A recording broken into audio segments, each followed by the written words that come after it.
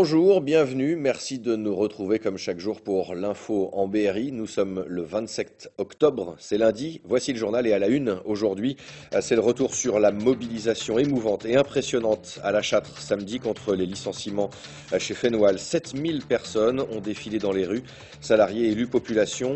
Les négociations pour le PSE, le plan de sauvegarde de l'emploi, ont démarré cet après-midi. Un architecte, à quoi ça sert pour une collectivité? Pour expliquer leur rôle, une journée de travail s'est déroulée la semaine dernière à Châteauroux. Première édition et déjà un premier grand succès. La Nuit Noire du Polar a rassemblé 450 enquêteurs vendredi soir dans les rues de Châteauroux. Coup d'envoi aujourd'hui des Listomania, les voix de liste à l'honneur cette année pour cette 13e édition. Claude-Julien Cartier, le président des rencontres, nous fait l'honneur d'être avec nous pour nous les présenter. À 14 h cet après-midi ont débuté officiellement les premières négociations pour le PSE, le plan de sauvegarde de l'emploi à Fenwal. Sauvegarde, un drôle de nom utilisé alors que ce sont les 3/4 du personnel qui sont menacés de perdre leur poste.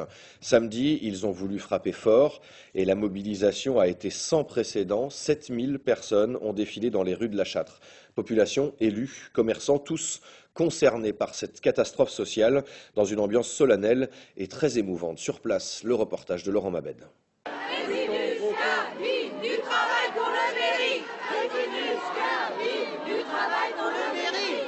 C'est une véritable marée humaine qui a déferlé samedi matin dans les rues de La Châtre. Près de 7000 personnes venues soutenir les salariés de l'entreprise Fenwal menacés de licenciement. Une mobilisation qui fait suite à l'annonce il y a quelques jours par la direction du groupe allemand Fresenius de la suppression de 338 emplois sur les 461 que compte l'usine. Une décision jugée inacceptable par l'ensemble du personnel constitué depuis en collectif et qui n'a pas l'intention de se laisser faire. Aujourd'hui, ce qu'on attend de Fresenius, c'est qu'ils évaluent toutes les possibilités pour sauver l'activité sur le site de La Châtre. Et pour l'instant, on n'a pas eu de preuve que tous les efforts avaient été faits pour faire ces évaluations. Et ce qu'on va faire, c'est qu'on va porter ce message et tous les gens qui sont là autour de nous aujourd'hui, c'est la preuve que ce n'est pas simplement 338 emplois, mais c'est la vie de toute l'économie locale qui est en jeu. Dernier fabricant de poches de sang en France, Fenwal est l'une des 5 plus importantes entreprises du département de l'Indre et le plus gros employeur de la région de La Châtre. Les conséquences d'un tel plan social seraient dramatiques pour des centaines de familles. Quand je pense à mon entreprise, je connais chaque personne qui y travaille. Je pense aux gens qui sont seuls, qui sont célibataires, qui reviennent chez eux le soir et qui regardent un mur et qui essayent d'exprimer au mur toutes les sensations, toutes les émotions qui les submergent. Je pense aux personnes qui sont seules, célibataires, avec des enfants en charge. Et tout ça m'émeut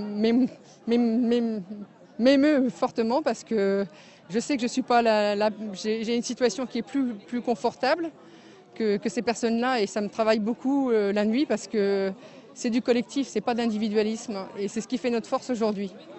Vêtus de blouse blanche avec au dos un numéro symbolisant le nombre de licenciés, les salariés ont défilé jusqu'à la sous-préfecture. À leur côté, des élus de toute tendance politique.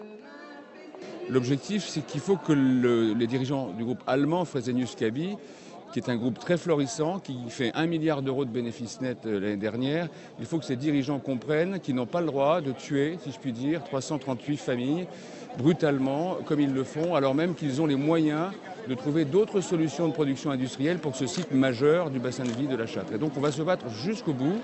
Moi, je suis très en colère sur cette affaire.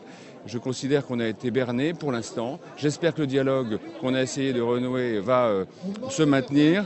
Donc on se bat jusqu'au bout.